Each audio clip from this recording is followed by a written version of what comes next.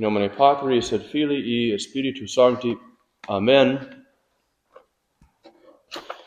The St. Andrew's Missal mentions that it was the custom in the Middle Ages, as formerly among the Romans, for noble people to wear crowns of flowers called chaplets. These crowns were offered to persons of distinction. The Blessed Virgin, as Queen of Heaven and of souls, has a right to the same homage. Wherefore the Church asks us to recognize the title of Mary as Queen of the Rosary, as daughter of the Father, mother of the Son, and spouse of the Holy Ghost, to wear a triple chaplet or crown, triple crown of roses. That's what the rosary means, is crown of roses.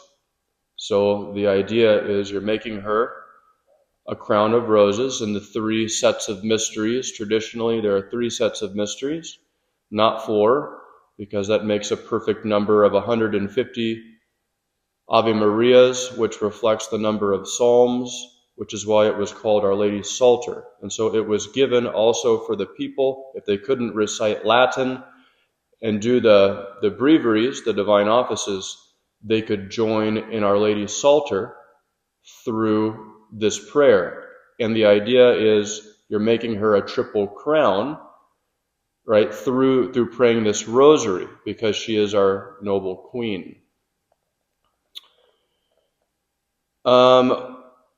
This prayer has, in the course of the centuries, obtained many graces for Christendom. And we're going to talk a little bit about the history of this day, right? Because there's more to it. Because we see Our Lady, we usually hear about the apparitions, and one of the main messages she's always talking about is really 2 things. It's pray and do penance. In particular, pray the rosary. And nobody really knows why she wants us to pray the rosary, but there are certainly special graces attached to it. Well, if we look at the history of how this feast developed, there's actually a message in why she is asking us to pray the rosary today. It's significant for our time. And so I'm hoping that we can explain that today. To look at the important historical context, when Our Lady first gave the rosary to St. Dominic, right? So it was before the Battle of Lepanto, actually. The rosary goes back to him. Why did she give it to St. Dominic? Just so that he could be a little bit more pious? Not exactly. It was not for the mere purpose of simple piety alone, but to dash heresy to pieces. It originated in the context of a horrible heresy called the Albigensian heresy, which actually rejected the incarnation, rejected marriage. It was a little bit of a repeat of the Manichaean heresy that St. Augustine had fallen in and had fought. But if you really think about it, if you look at the depths of the Albigensis heresy, it actually is a foreshadow of modernism. And we'll make that connection later.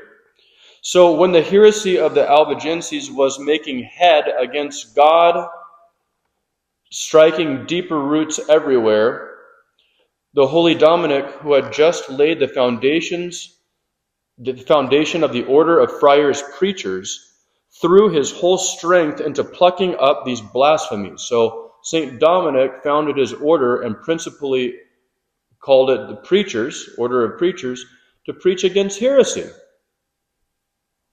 That was the intention. Now the Dominicans are all but worthless. They are not speaking against any heresies whatsoever. Their founder would not recognize this church. In fact, they're going right along with it. So their order is destroyed, basically. There may be a few traditional communities around that I'm not aware of. But for the most part, across the world, they do not do the job or preach the mission that St. Dominic gave them to do and founded them for and preached himself. I think they should look at the history of the founding of their order and of their founder, because they are not living up to their call.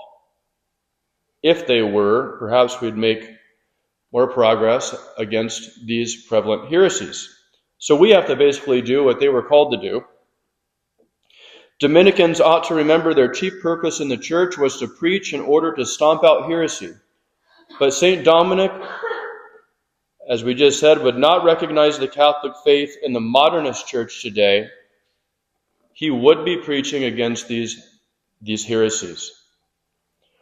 To overcome that threat to Christendom, he cried for help with his whole soul to the Blessed Mother of God, because he wasn't able to deal with it.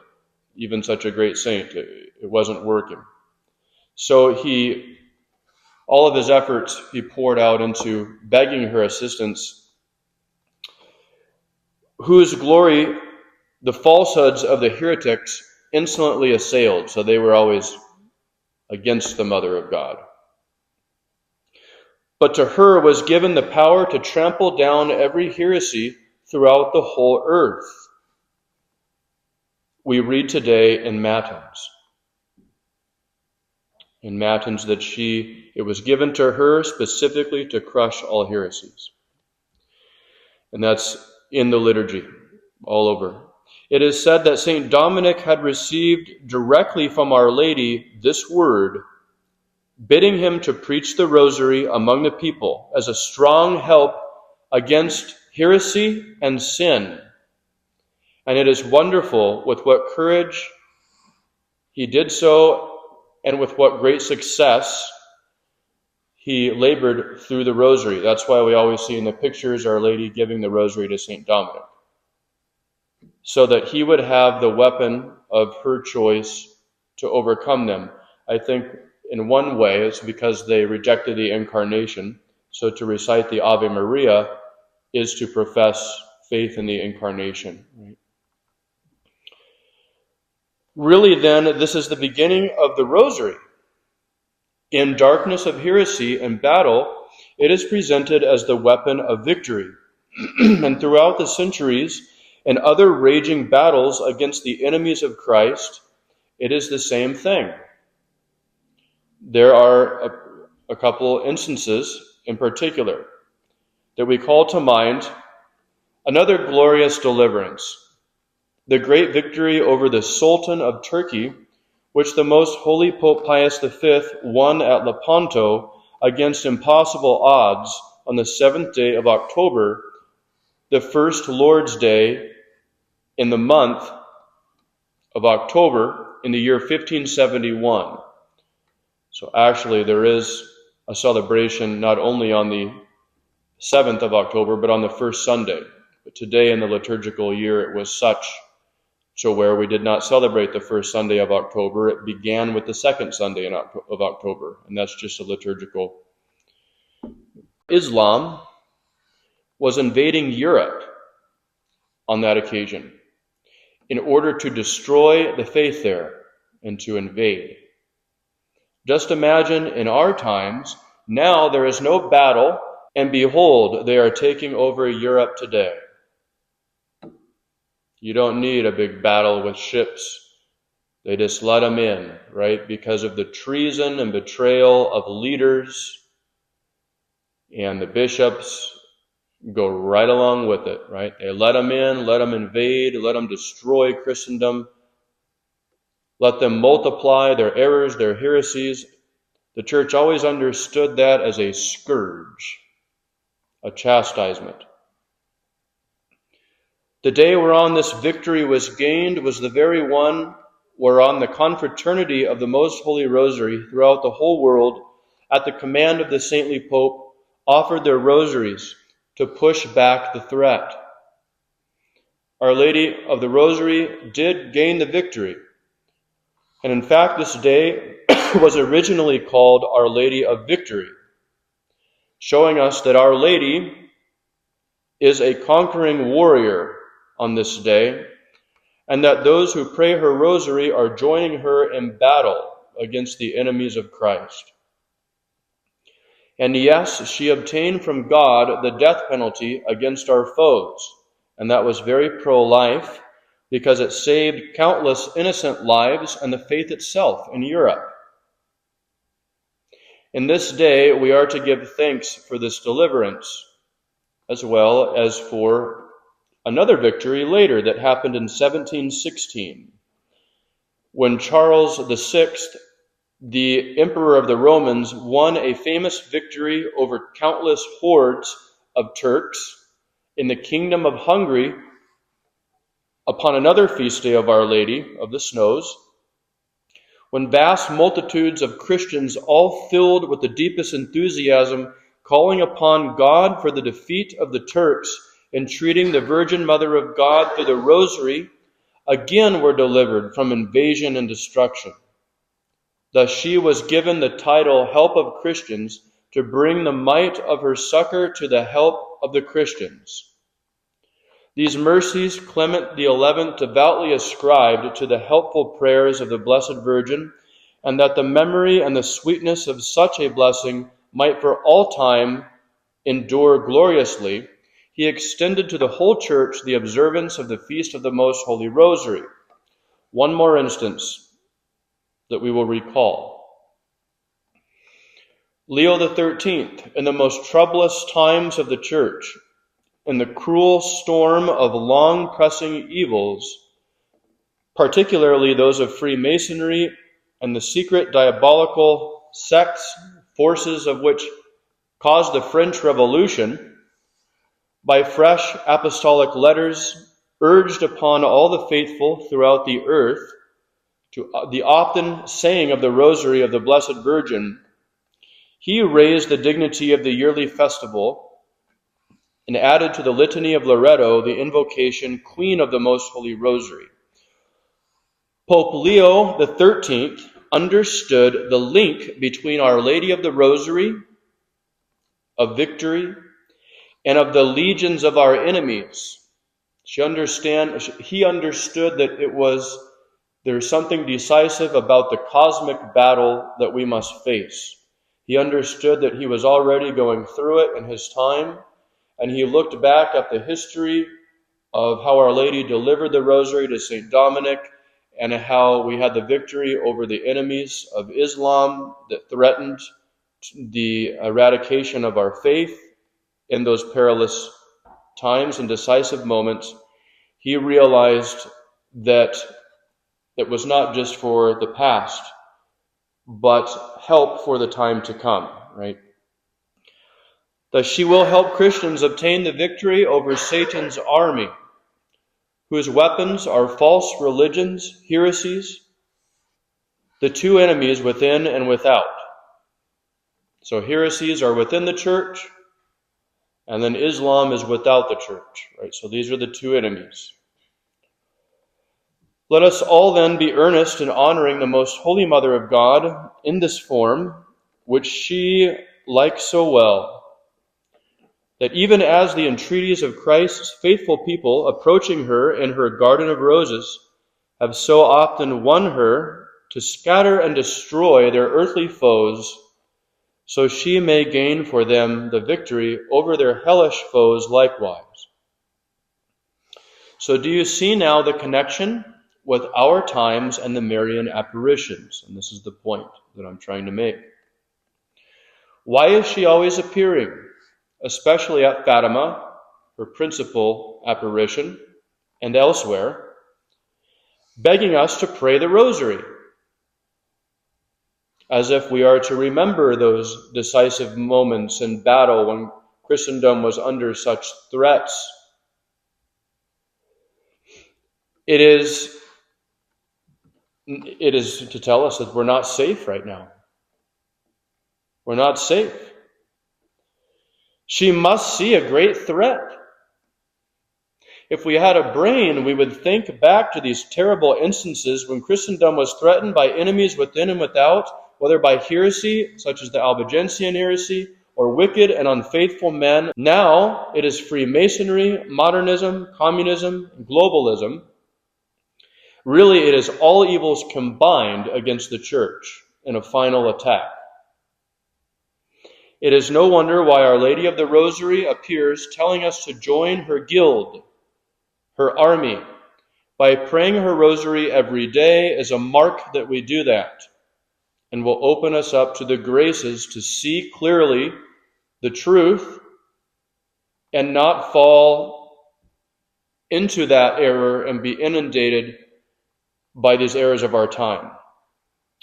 In other words, she is telling us we are in war and that Christendom is once again on the brink of destruction, but Christians are frogs in water, and it's heating up. And the majority of them don't even know it still after the last decades. These blind and tepid Christians are not at all in her army, nor do they deserve the name of Christian, but rather join in themselves with the enemies of our faith. They are fast at work in their apostasy, serving the devil rather than God and Our Lady, and slow in the things of God. She was warning us of the greatest threat which is before us.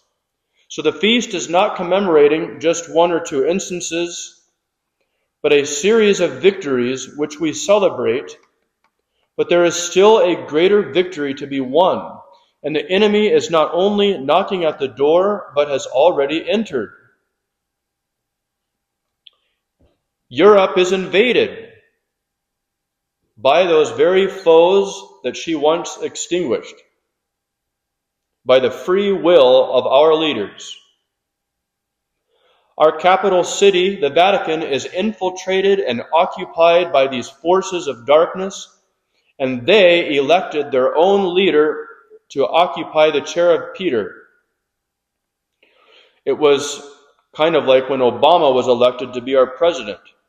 Of course, he worked to destroy our country and all those who are aligned with him. And so now it's the same thing in the church.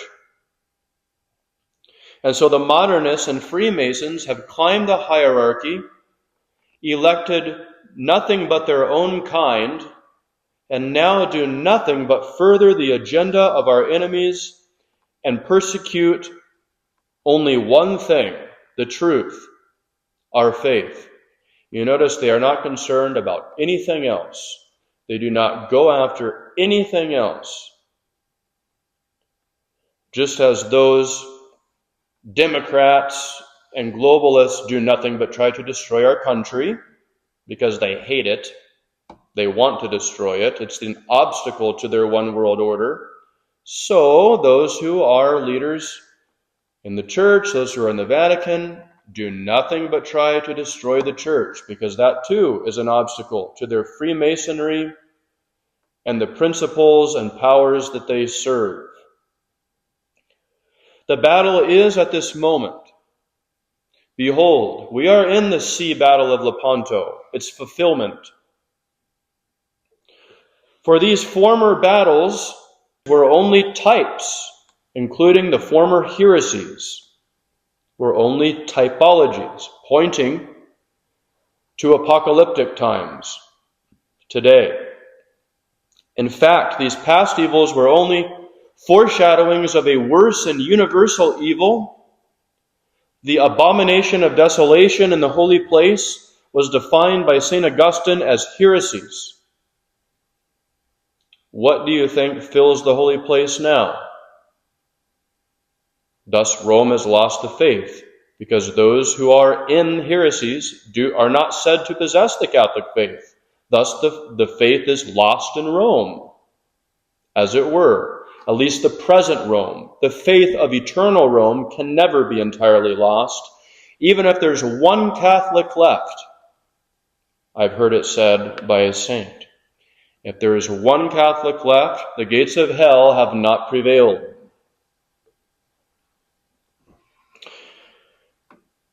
And then you have those who think that there is just nothing wrong.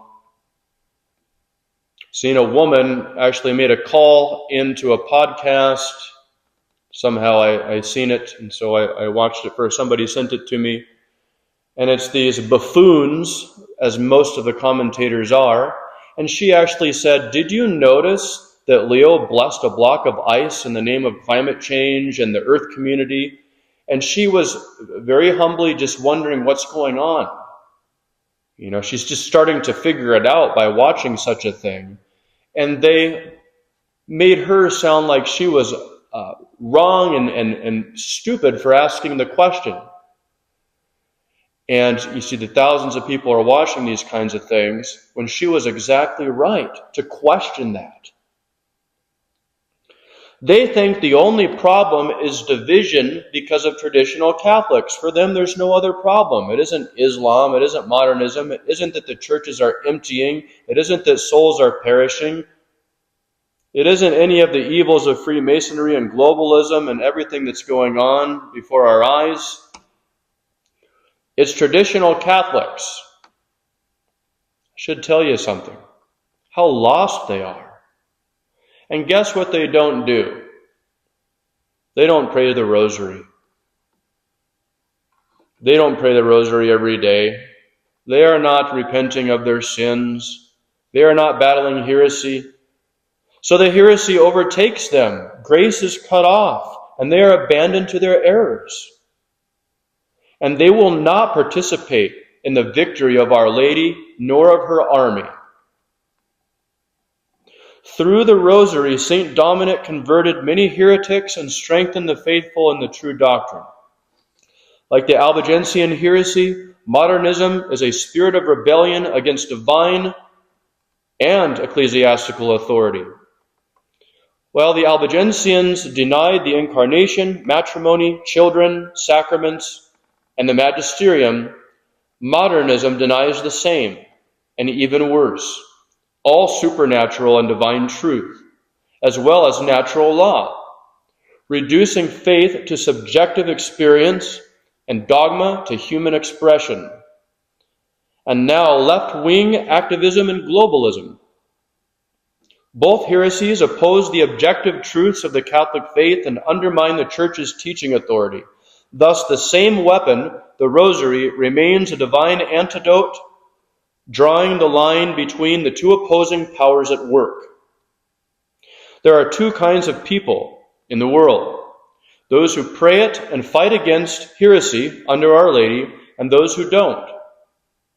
All of those who do not shall suffer the same fate. May Our Lady of the Rosary and of Victory guard the faithful against the errors of modernism, just as it once defeated the errors and enemies of the past. And may she grant us the victory. In nomine Patris et Filii et Spiritus Sancti. Amen.